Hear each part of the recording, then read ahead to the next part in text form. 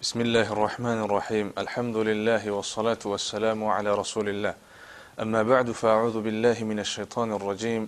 وإن تعدوا نعمة الله لا تحصوها. دير محترم مسلمانان ورونو الله سبحانه وتعالى فمنغو تاسو باندي دير زت مهربان دي او دير نعمتونه په خپل بندگانو باندې کړی دي. الله سبحانه وتعالى فرمای وإن تعدوا نعمة الله لا تحصوها. كتاسو د الله سبحانه وتعالى نعمتونه شماري نو د الله جل جلاله طول نعمتونه په شمار کې نشي راګرولې ولی لكثرة فضله ونعمه وكرمه. ځکه د الله فضل د الله نعمتونه د الله احسانات ډیر زیات دي. طول نعمتونه د الله سبحانه وتعالى طرف ندي. الله جل جلاله فرمای وما بكم من نعمة فمن الله. سمره نعمتونه چې په تاسو شوي دي دا ټول د الله سبحانه وتعالى د طرف ندي. زما عزتمندو دنیوي نعمتونه، اخروي نعمتونه، بدني نعمتونه، مالي نعمتونه ټول د الله سبحانه وتعالى د طرفه شوي دي. خو په دې نعمتونو کې یو عظیم نعمت، یو بهترین نعمت، بلکې د ټولو نعمتونو خلاصه هغه دین اسلام دی. زما عزتمندو دین اسلام د الله سبحانه وتعالى هغه دین دی چې الله خپل غوړه کړي او دین اسلام کامل او مکمل دین دی. الله سبحانه وتعالى فرمای اليوم اكملت لكم دينكم وأتممت عليكم نعمتي ورضيت لكم الإسلام دينا. الله جل جلاله فرمایي چې نن ورځ ستاسو دین ما ستاسو د پاره کامل کړي او خپل نعمتونه می په تاسو پوره کړي. ورضيت لكم الإسلام دينا او ستاسو د پاره می دین اسلام غوړه کړي.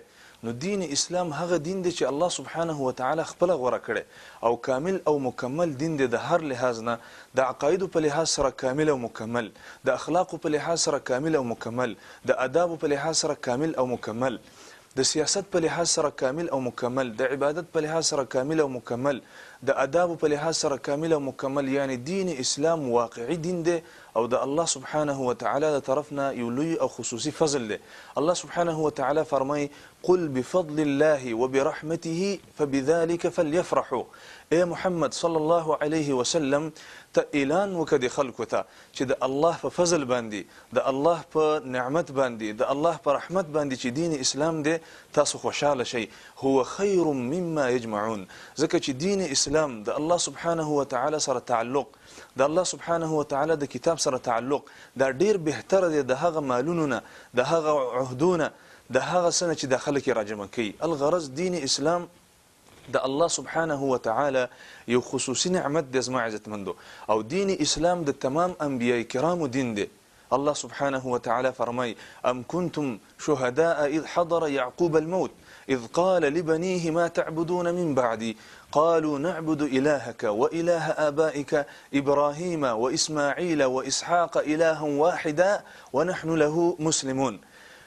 الغرض دین اسلام د ټولو انبیاء کرامو دین دی. زما عزتمندو دین اسلام دا هغه دین دی چې ټول کفار د مرګ په وخت کې د دې ارمان کوي چې ارمان دی چې موږ اسلام راوړی وي، ارمان دی چې موږ په دین اسلام مشرف شوی وي. الله سبحانه وتعالى فرمای ربما يود الذين كفروا لو كانوا مسلمين.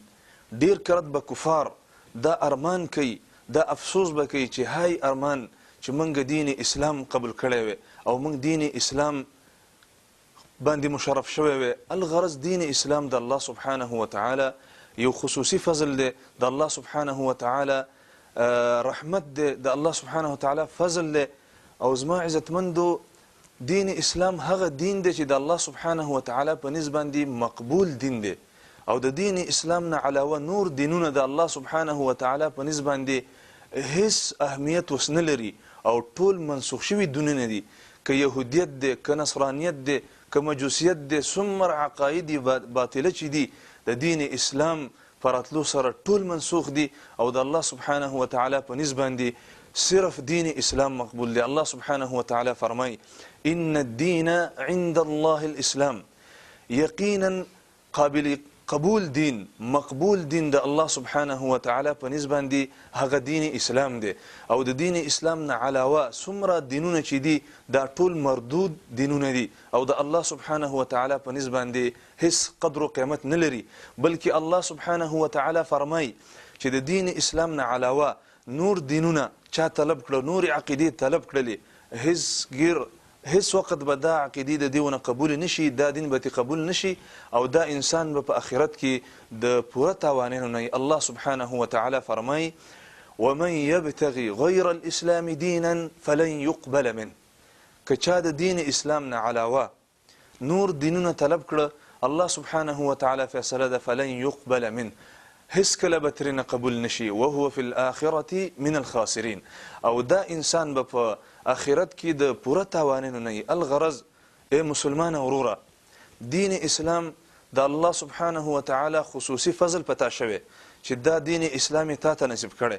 دین اسلام دا ډیره لویه سرمایه ده زما عزتمندو. نو د دې لحاظ پکار دی او د هغه عقایدونه، د هغه اعمالونه او د هغه کارونونه، د هغه اقوالونه ځان ساتل پکار دي د کومو په وجه باندې چې دا سرمایه ضایع کیږي، د کومو په وجه باندې چې انسان د دایره اسلام نه خارجيږي، د کومو په وجه باندې چې انسان د دې اسلامي دولت نه محرومیږي، او هغې ته په اصطلاح د علماو کې نواقض اسلام وایي. نواقض اسلام معنا ده هغه کارونه، هغه عقیدې، هغه اعمال، هغه فکرونه، هغه نظریات چې د هغې په وجه باندې انسان د دین اسلام نه منتقل کیږي او په کفر کې داخليږي، په شرک کې داخليږي، او دا دینی سرمایه، اسلامي سرمایه له منځه ځي او د دې سرمایې نه محرومیږي. الغرض دین اسلام د دې ډیر اهتمام پکار دی، دا د الله سبحانه وتعالی خصوصي فضل دی، دا د الله سبحانه وتعالی رحمت دی. نو الغرض د هغه نواقض اسلام نه ځان ساتل پکار دي د کومو په وجه باندې چې انسان له دې دولت نه محرومیږي. الغرض دا به اختصارا ان شاء الله سبحانه وتعالی موږ ذکر کو د دې لپاره چې موږ د دې نه ځان وساتو او خپل دینی سرمایه محفوظ کو. سبحانك اللهم وبحمدك أشهد أن لا إله إلا أنت أستغفرك وأتوب إليك.